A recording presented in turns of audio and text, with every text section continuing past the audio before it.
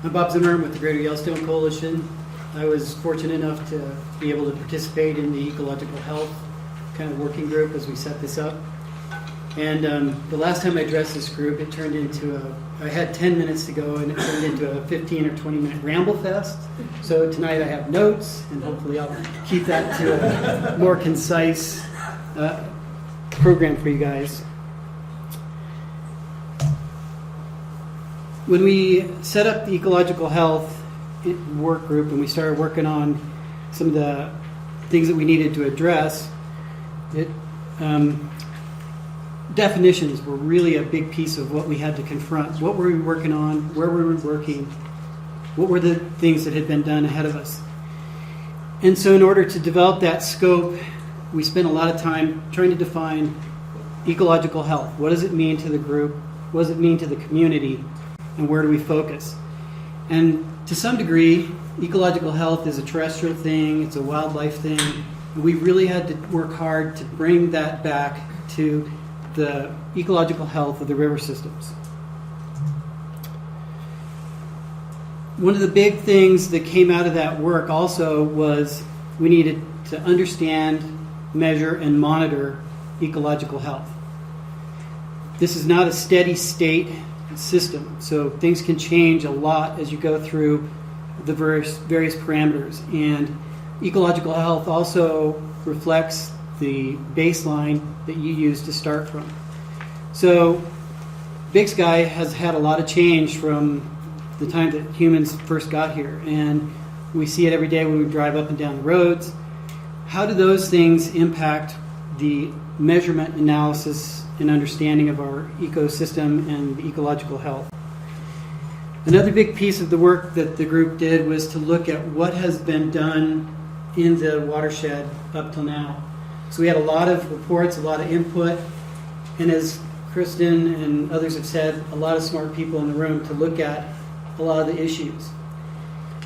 One of the background reports that we really looked at hard and will continue to be part of our work going forward is the restoration plan that was put together in 2008 and 9. And that reflects a lot of the things that we've seen as far as impacts and uses in the watershed. Another thing that came up for the group was finances and economy. The ecological health of the watershed really structures what we do and how we enjoy the world, the Big Sky area. Everybody came here because it's so beautiful. We have great water resources. These are places that we want to recreate and enjoy, but we also have an economy based on that. So that was a big piece of the conversation. And I think the final issue that we really had to confront when we were starting to look at ecological health was how our three focus areas interacted. And that was a big piece of how the group was going to look at what we needed to do and accomplish in this watershed sustainability plan. So all of our areas are really interlaced. Ecological health is dependent on water availability. Where does the water come from? How is the water used? Water reuse. How does water get back into the system, both natural hydrology and then man-made or water treatment and reuse. So those three areas were really interdependent as we went through the analysis of challenges and things moving forward. So one of the great big issues that we confronted was, as was pointed out in the TMDL, was currently we have impaired waterways in the system. And that was something that we, from the very beginning, said we wanted to continue working on those issues and moving those forward. Another thing is climate. We had to deal with climate and growth.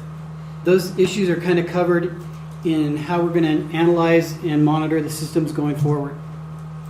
And then the last thing that the group really came up with is we didn't want to have outside regulation or Big Brother looking over us in terms of federal or state agencies. The Water Solutions Forum also decided that trends, understanding trends, was a really big piece of this. Do we have things going well, bad, and can we do something about it to create the correct trends and water quality? So, the three recommendations that the group has made coming forward are the status and trends monitoring program. A really good presenter reads verbatim from the slideshow, right? No, the highlights that I want to bring out for you here are track water quality trends. Like I said, that's going to be a key piece in us moving forward and having a long-term healthy environment. It covers wetlands and fisheries and in-stream habitat. Those are real priorities for the group. And then document improvements as we move forward. The plan highlights a couple things that we want to get out of that. Primarily, we see working groups as a way to develop the technologies to monitor this. So one of the big recommendations is going to be to get a technical advisory committee to work on a monitoring and analysis plan. Another piece of this plan that's really important is the interaction between the different focus areas. So here you see that water reuse and snowmaking will require monitoring for pre-permit and compliance uses. We want to understand how those new uses of water will be either beneficial or impact the ecosystem. The Watershed Dashboard. This was another piece that the ecological group really felt was important in terms of pulling everybody together, the community, and having a clearinghouse, if you will, or a central point for documentation and understanding of the watershed. So we want to monitor processes and environmental indicators, a physical structure, so billboard of some kind that we could have show up. You've seen these around. We could do something like this and put water flow or water quality on the drive into Big Sky. And sometimes they're really very descriptive. And then the final thing was target or trigger values. When you see a threshold in the environment that is going wrong, how do you address that and how do you know when to take action? That was the triggers and targets.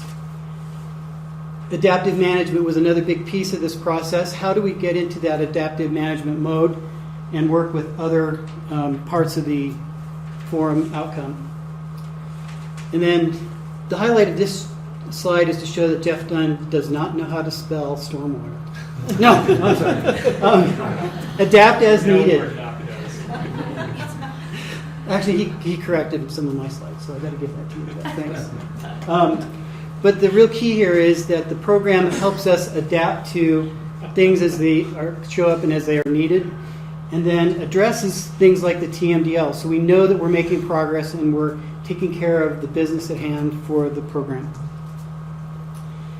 And then finally, and I think this is the big one for me personally, but I think also for the ecological people, was the connectivity and the biology and the ecology.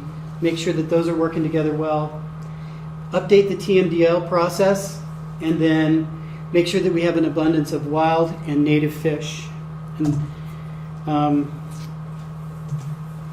so there's a couple ideas here. Again, identify partners, engage landowners. These are ways that we're going to accomplish our goal. Okay, cheese ball ending alert. We did it! Yeah! Everybody work together. We brought a big group of people together. We're going to eat rainbow ice cream and with unicorns. But no, really, the whole idea behind this was this is a great place to start. And so what I'd like to take home from the Ecological Health group is we've got a place to start. We're going to move forward and,